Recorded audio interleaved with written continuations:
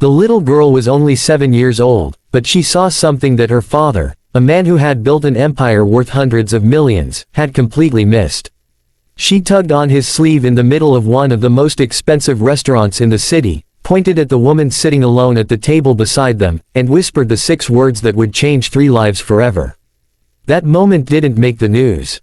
No cameras captured it. But it was the kind of moment that reminds us why human beings, at their very core, are still capable of breathtaking grace.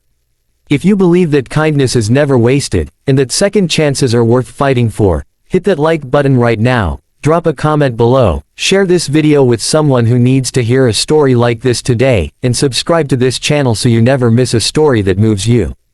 Let's begin. Her name was Marisol. She had turned 31 3 weeks ago. Though she hadn't celebrated, there was nothing to celebrate and no money to spend celebrating it anyway.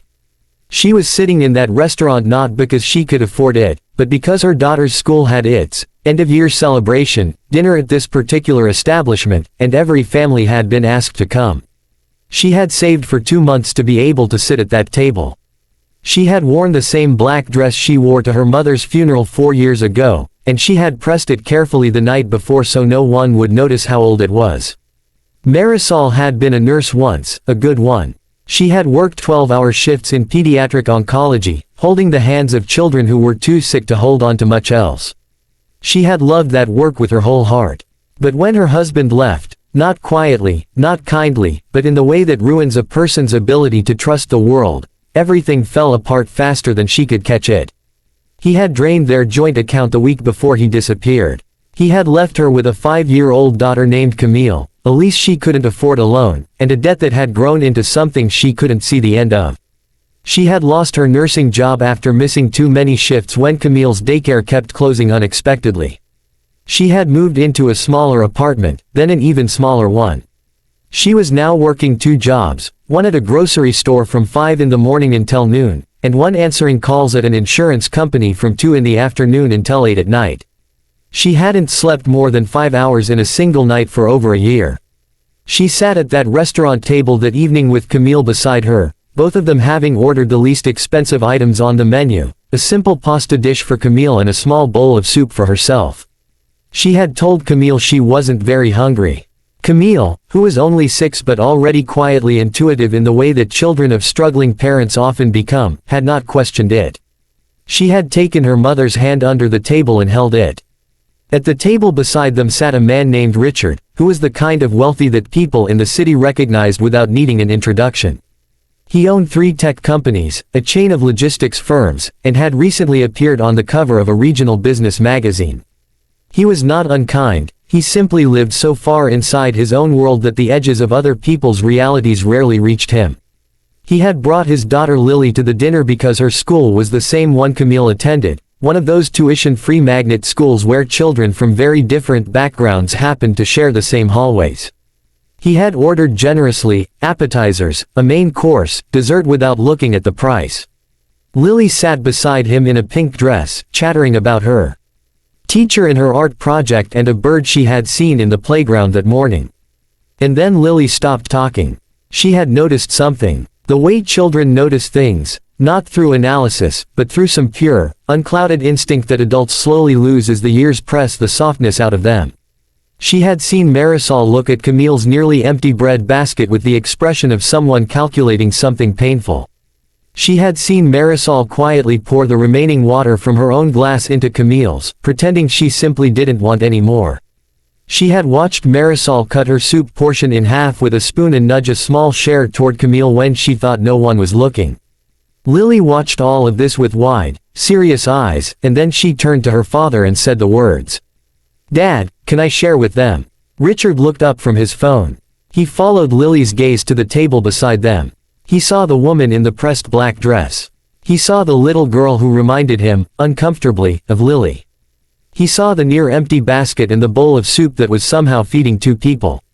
And something shifted in him, not the polished, donor event kind of empathy that he performed at charity galas, but something rawer and more real, like a window breaking open after years of being painted shut. He told Lily yes. But Lily didn't just mean sharing the bread. She slid off her chair, walked the 2 steps to Marisol's table, and placed her own untouched dessert menu in front of Camille.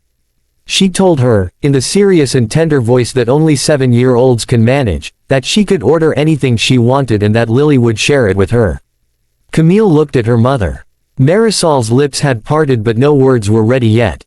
Her eyes had filled, though she was fighting it hard, pressing her fingers briefly to her mouth the way people do when they're trying to hold their composure in a public place. Richard stood and walked the 2 steps himself. He introduced himself simply, without the title or the resume. He asked Marisol if he could join them, not take over, not perform generosity in the theatrical way he was capable of, just join. Marisol, who had built walls of pride out of sheer survival necessity, hesitated. But there was something in the way his daughter had walked over without hesitation, without self-consciousness, without any awareness of the difference in their circumstances, that made the walls feel unnecessary just for a moment.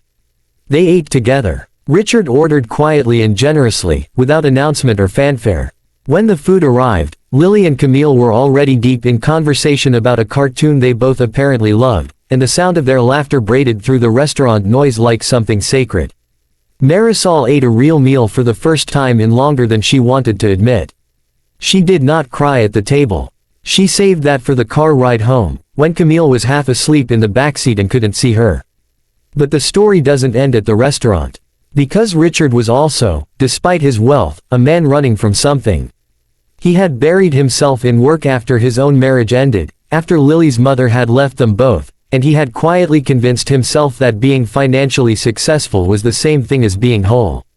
Lily had spent her life watching her father provide everything material while being just slightly out of reach emotionally, always on the phone, always in the next meeting, always at the edge of the room rather than the center of their moments together.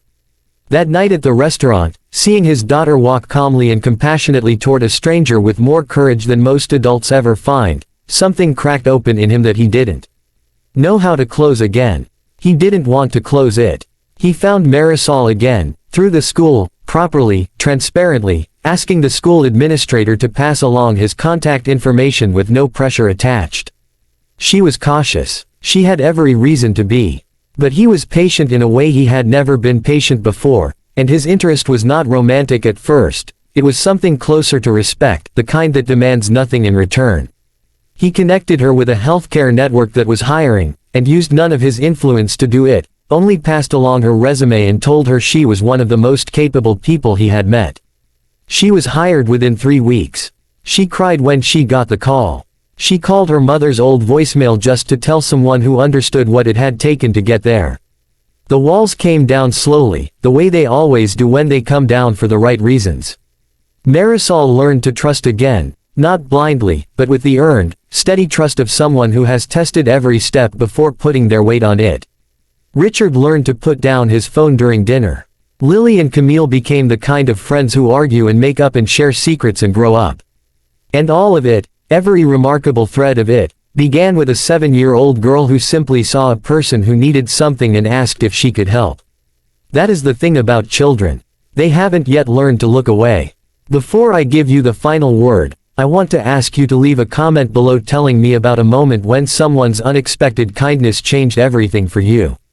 Your story might be exactly what someone else needs to read today. There are hundreds of millions of people in this world with enough, and there are hundreds of millions with not enough, and very often they are sitting at tables right next to each other, separated by nothing more than a moment of courage and the willingness to see. It doesn't always take money.